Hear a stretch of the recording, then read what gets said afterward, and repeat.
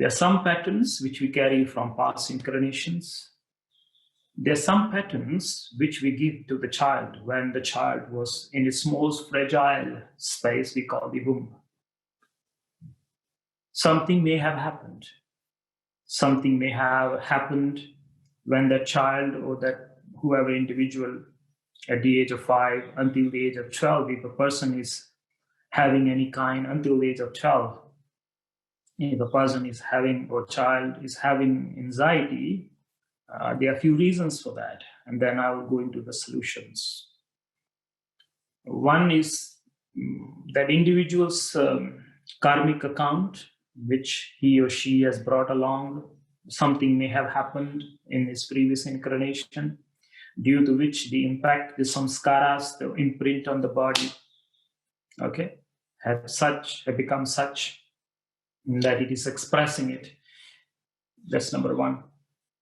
Number two, when the child was in the mother's womb, certain circumstances may have erupted in the external world which impacted that child, due to which that child has gone into a certain pattern. So these are the two main reasons. It's a pattern. And as a child, you can change a pattern. It's easy to change any pattern, before the child reaches the age of 12. Then it becomes a little difficult to change the pattern when the individual goes beyond 21. Then it's even more a bit difficult to change the pattern until 41. And after 41, it is very difficult. So the yogis, they defined until the age of 41, the body is known as dehe. Dehe. That's the word for body. Okay? Until 41, the body is known as dehe. After 41, it's called sarira. Sarira means fully bloomed now. Very difficult to change the pattern, fully bloomed. So you're still blooming. As the blooming keeps going and going and going, until at the age of 41, you have completely bloomed. Until the age of 41, it's very easy to change any pattern. And of course, as I mentioned, it becomes a bit harder and harder as you go. But after the age of 41, it's very, very difficult. But don't lose hope. We still have tools and techniques which can help. It will be a bit difficult, but there's nothing which is impossible in the realm of time and space. Okay, so don't be disheartened. I'm not saying it's not possible. It's still possible, but extra work, hard work would be needed. That's all I'm saying.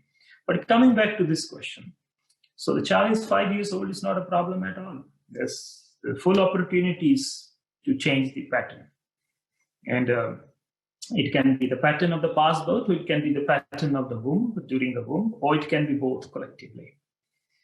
And also, now I just want to add this in, until the age of 12, the third reason for these, until the age of 12, a child goes through the karma that is shared with the mother and the father. Until the age of 12, the child never experiences his or her full karma. Her karma, whatever she's experiencing, is shared. Her karmic experiences. It's not her individual experience, not her individual account. She's sharing that space with the mother and the father, because the imprints of the father and then the imprints of the mother, more of the mother until the age of 12 and a bit of father. A father's imprint on the child is always less than the mother in every way, even in karmically. So maybe some pattern that the mother has, due to which this has been imprinted on the child. So these are some of the reasons why the child is behaving like that. Now, how to change that? I know it's a bit difficult, but regular asanas, postures, so that this pattern do not get uh, secured, do not get tightened in the body. It's called the asanas. So teach the child different postures, because if I don't move my arm gets locked in a certain location. And if I keep moving my arm, right, that pattern is reduced. That pattern is never allowed to be strengthened. So when you keep moving the body, okay, when you keep moving the body, you keep changing your pattern. So one is postures, asanas. Okay, number one, asanas. You can make it more playful. Since child, you can do elephant pose. You can make it a crocodile pose. You can make it monkey pose. You can do it cat and cow pose. So associate with animals. So today we're going to become an elephant. Let's do an elephant pose. Move the arm in front as the trunk. Today we're going to become a cat. And don't do for too long. Children don't need to do 2.5 hours. Okay, this is for 41 and beyond. You don't even need to do for 31 minutes, children. Just 2-3 minutes is enough. The children are such. Okay, so all these sadhana, 31 minutes and 1 hour and 2 hour, 2.5 hours, 140. This is all for people who have gone beyond 41. So it's your story, not the children. So don't impose those ideas on the children. For them, just a few moments, allow them. As long as they are enjoying it, allow them to just do it until then. It can be 1 minute, 2 minutes. Don't impose this. That's another wrong thing you will be doing. You'll be imposing your 41 days on the child, which is totally not right. So make it playful, number one. And number two, every day, okay, for 1 hour, allow the child to do whatever it wants to do. Okay, that's very important. Don't confine. When you create confinement around a child, that will give birth to more inner, deeper patterns. So 1 hour every day, allow the child, this 1 hour is yours. I'm not going to interfere. In fact, the will of the child is very active until the age of 12. And we tell the child, don't do this, don't do this, don't do this. The child wants to run on the sofa and we say, don't do this. The child wants to jump on the table, say, don't do this. And when we say, don't do this, don't do this, don't do this, ultimately the child does nothing. It's shut down. The will dies. Ordinarily, our will dies at the age of 12, thanks to the parents. Okay? So the Kundalini stops to a certain extent. Will is the personal Kundalini that we are born with, active Kundalini that we are born with. So allow 1 hour, for the child to express itself, as much as it wants, however it wants. So don't intervene that one, and you make it very clear to the child. During the day, there are certain rules and regulations which we understand we need to impose on, but 1 hour every day, allow the child to express whatever he or she wants to express. Just let her be free. That's number two. So asanas. Okay, asanas, number one. Number two is totally freedom. 1 hour at least. If you can go longer, it's very good. I'm just keeping in concern, with other things around us. But 1 hour at least, give them. And when I say 1 hour, you don't put a timer for 1 hour, Don't put a timer for 1 hour, 1 hour over, no, around 1 hour. Number three, water. A lot of water. Allow the child to spend time in water. If you have a swimming pool, or there's an opportunity to go to the oceans or go to the rivers, as much as time you will spend in the river, in the ocean, okay, make sure it's safe.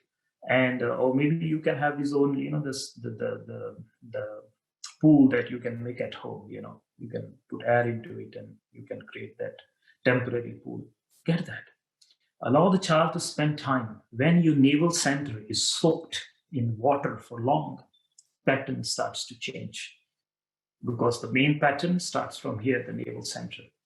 Everything starts from the navel. Every emotion takes birth from the navel. Every experience takes birth from the navel, and as it comes into the heart, it is polluted with your feelings. Okay. And then as it comes to the throat center, it is polluted with your agenda. And then you express it out. So this is where the birth of all the emotions, all the sensations, and all the feelings starts from here. So when you spend more time in water, this is soaked.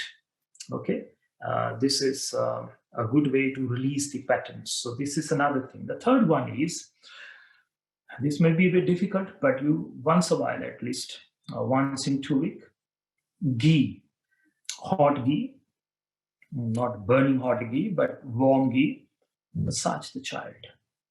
Massage the child. Ghee is another beautiful, ingredient given by the cosmos uh, to change the pattern in the body. So massage the child is very important. Sometimes the problem is the child did not go through the full process of labor pain. It may be born through other ways.